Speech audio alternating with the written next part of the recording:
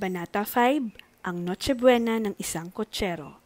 Talasalitaan, ipipiit, ikukulong, karumata, kalesa, kinulata, hinampas, pinukpok ng baril, kotsero, taong nagpapatakbo ng kalesa, natubigan, natigilan, pitagan, paggalang, sambalilo, sombrero, takba, tampipi.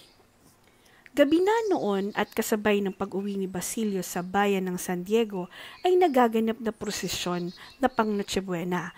Nalimutan ng kotserong si Sinong ang kanyang sedula kaya't ito'y kinakailangang bugbugin muna ng mga gwardya sibil. Pagkatapos ay napag-usapan nila ang imahen ni Matusalem, ang pinakamatandang taong nabuhay sa mundo. Kasunod nito'y idinaan ang mga imahen ng tatlong haring mago. Dahil dito'y naalala ni Sinong si Haring Melchor na kayumanggi ang balat.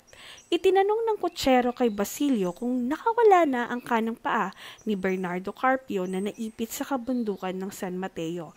Pinaniwala kasi ng hari ng mga Pilipino si Bernardo Carpio na makakapagpalaya di umano sa bayan.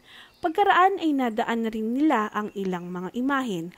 Ang huli sa mga ito ay ang imahen ng Birheng Maria na tila malungkot. Nahuli muli si Sinong dahil hindi niya namalayang namatay na ang ilaw ng kanyang kalesa. Sa pagkakataong ito ay dinala na sa presinto ang kotsero kaya bumaba na lamang si Basilio at naglakad. Sa paglalakad ni Basilio ay napansin niya na wala na masyadong parol ang mga bahay at tahimik ang karamihan maliban sa bahay ni Kapitan Basilio na puno ng kaligayahan. Nakita niya dito ang alperes, ang kura at si Simon. Nakarating din si Basilio sa bahay ni Kapitan Tiago kung saan siya'y binati ng mga katiwala. Ikinuwento ng mga ito kay Basilio ang tungkol sa mga pangyayari sa bukid kung saan maraming namatay na hayop at katiwala at sa balitang nadakip si Kabesang Tales, ang ama ng kanyang nobyang si Huli. Ito po'y mula sa PinoyCollection.com, El Filibusterismo, Buod.